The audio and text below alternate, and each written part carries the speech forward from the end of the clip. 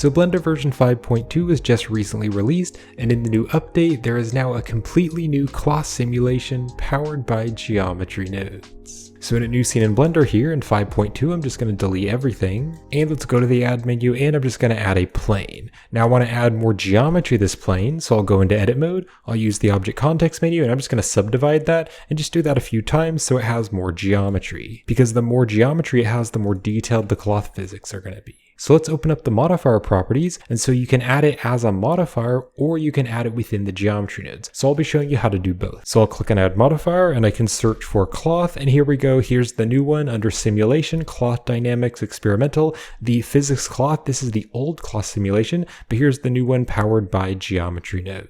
And then I can just hit the spacebar to play the animation. You can see the cloth is going to fall. Now you can add it like this as a modifier, but you can also add it to geometry nodes. So for example, if I just add any object, like a Suzanne head, let's go to the geometry nodes workspace, and I'm going to click on new to add new geometry nodes. And then what I can do is search for something like, for example, a grid. And so I can plug the grid up to the group output right there, and I'll delete the group input. So now we've just replaced our Suzanne head for a grid. Then what I can do is just search for cloth, and you can see here it is. So the simulation cloth dynamics, this one here, this is the other one that we already added because we added it as a modifier on the side panel, but I want to add the simulation cloth dynamics and just drop it right here. Now you can see the settings are all exactly the same, whether you want to add it in geometry nodes or if you want to add it as a modifier. So you can really do whichever one you want. Now I'm first just going to show you how to use the cloth physics on the side panel as a separate modifier, but at the very end of the video, I'll show you a cool setup which you can do using the cloth physics in the geometry nodes. But for now, I'm just going to delete this other object and I'll go back here to the layout.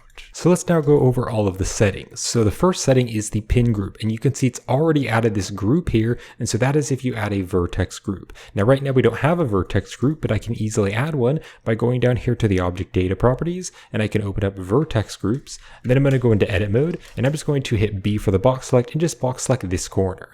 And then I'll click on the plus to add a vertex group, and I'll click on assign. So I can now go back here to the modifiers, and I'll go back to object mode and I can hit the spacebar to play, and because we already have this group here in the pin group, it's already going to pin it. And already that simulation is looking pretty good. Now what's really cool about the geometry nodes cloth is if I hit the spacebar to play and then hit G to grab, you can see I can move it around and it updates in real time. And you really can't do this using the regular cloth physics which have been in Blender for many years. It just really doesn't work. It kind of lags and it just doesn't work that well. But this is really cool that you can move it around in real time.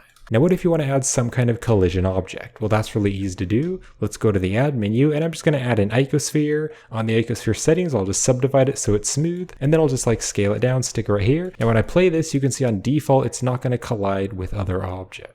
So what I need to do is select the object which I want to have the collision, and I need to add a modifier to it. So I'll click on add modifier, and I can search for collision, and we don't want to add the collision physics because this is using the physics with the old physics simulation Blender. We want to use this one, the simulation collider. So this is also a new geometry nodes modifier. But now when I play this, you can see it's still not working. So there's actually one more step that you want to do to get this to work. So what you want to do is you want to put it in a new collection. So I'm going to select the object. I'm going to hit M to move. I'm going to click on new collection. I'm going to call this colliders and click on create. So now we have a colliders collection. Now if I click back on the plane, what we want to do is we want to go down here to the effectors, and on the effectors collision, we want to choose the colliders. So now when I play this, you can see it's now colliding with the object. And I can also select the object and move it around, and it kind of interacts with it. So that's really cool. So now let's go over all the settings of the cloth. So there's the invert pin group, and so this is pretty obvious what it's going to do. It's going to invert it. So you can see now just the little tip here kind of falls down rather than the entire thing falling down.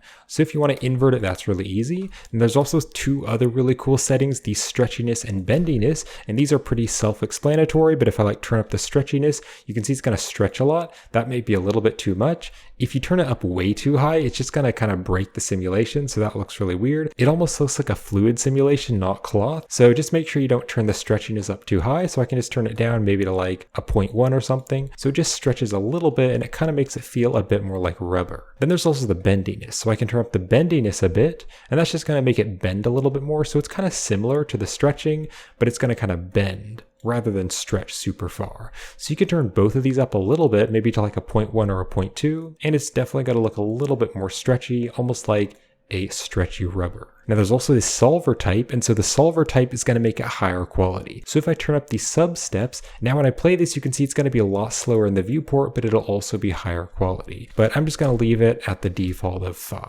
Now let's open up the structure. So there's some cool settings here. So there's the mass. So if you turn up the mass, this is going to be the weight, and on default it's in kilograms. But I've found that this doesn't really affect the simulation too much. I tried fiddling around with it, and even turning this up to like 100, it doesn't really seem to affect the simulation that much. At least I couldn't find an example where you can clearly see a difference. Now there's also the friction. So if I turn up the friction, it's not going to slide so much on the object. So if the friction is down to 0, you can kind of see it's like sliding around and already it's falling off. But if I turn the friction up pretty high, you can already see it kind of sticks more to the object. So that is very useful. Then there's the collision radius. And so this is basically going to add a distance between the collision objects.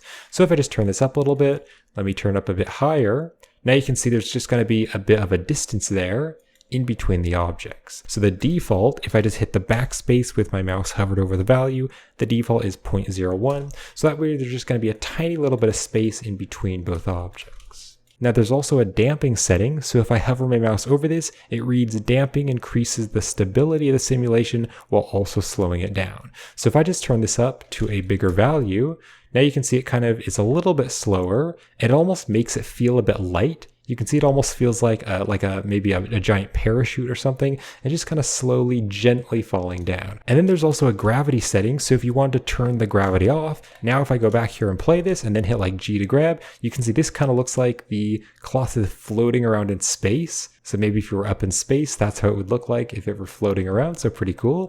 But you can also just turn it on. And then there is the X, Y, and Z axis. So on default, it's like -10 on the Z axis. So that's going to move it down. But I could also make it like +10. And now when I play this, you can see it's going to move up. Or if you want to do like a simple wind animation, you could turn up the Y or the X axis. And now it's going to move kind of over in this direction. So let me just turn up the Y more so you can kind of see it better. So now you can see because I turned up the Y axis, it's moving over in this direction, and it almost looks like there's kind of some wind blowing it over in this direction. So that's pretty cool, but I'll just hit the backspace to reset the values. Now another really cool feature, which I find really fun to use, is tearing. So this is such a cool feature, and it's basically going to tear the simulation. And you can also control how easily it's going to be teared. So if you turn the threshold down to a really small value, it's going to break apart really easy. You can see it just broke apart by its own weight. So it was like really light. But if you turn this up to a really big number, it's not going to tear that much. It's going to be much harder to tear. So I'm just going to turn it back to the default. Then what I'm going to do is go to the add menu, and we want to add something sharp to tear it or to poke a hole in it. So let's add a cone, and I'll rotate the cone and move it up like this. Then what I want to do is go to the modifiers, and I want to add the collider. And then what I also want to do is make sure that the cone here is inside the collider collection. So I'll just drag and drop it in here. So let's move our icosphere out of the way. And then when I play this, I can hit G to grab, and I can kind of push it through here, and you can see I can start to tear the cloth. So I'm basically like poking a hole in the cloth, and it's so cool that it updates in real time. So you could definitely have a lot of fun with this or make some really cool simulations. So I'm just going to try to like poke a hole in it, kind of tear it. Right now it's kind of staying together a lot, but what I could do is click back on the cloth, and let's turn the threshold down. So let's maybe turn it down to, I don't know, like a 0.7. So it's going to break easier. Let's now put the cone here and then play this. Okay, that was like way too small. Now it just broke apart really easily. So I'll select the object again, go back to the threshold, and maybe turn this to like a 1.1. So now let's go back to the starting and play this. And now if I just kind of push through here, there we go. Now we're kind of tearing a hole in it. That is pretty cool. So really fun to play around with, and you could definitely do some really cool animations with this. And then finally, the last setting is the effectors, but we already added this. I already covered this. You just want to add a collider collection with your different objects.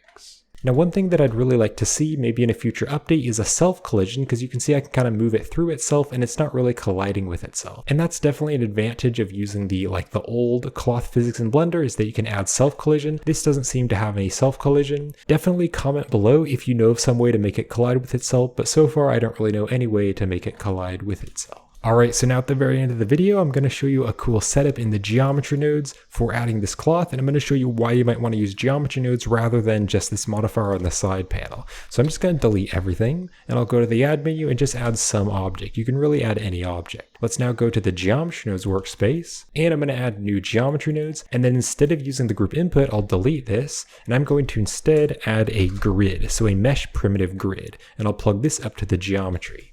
Now if I go into the wireframe view, you can see I can turn up the vertices X and Y, and so this is going to subdivide it so it has more geometry. Then what I want to do is just search for cloth, and we're going to add the simulation cloth dynamics, and we can drop this after the grid, so now it's adding the cloth dynamics to the grid. And then also real quick, what I'm going to do is just add some kind of object like a monkey. I'll add new geometry nodes. And I'm going to add the collider, so let's drop the collider here in between the input and the output. And then here on the side panel, if we open this up, we just want to make sure that the Suzanne head here is inside the collider. So make sure it's this Suzanne head. So now that's inside the collider, I can go back to the plane and let's open up effectors. And on the collection, I'll just choose the collider. And now I can play this and you can see it's going to collide with that monkey head. But what's so powerful about using this in the geometry nodes is you can do tons of other things with the geometry nodes and make it interact with other geometry node modifier setups. So for example, I could give this thickness by adding the extrude mesh node. Let's just drop it here, and we want to turn off individual so it extrudes up together. Let's actually go back to the starting so I can see this. And then what we want to do is just turn this offset scale way down so it's really thin. So we'll just turn it to a very small number, maybe like a 0.01.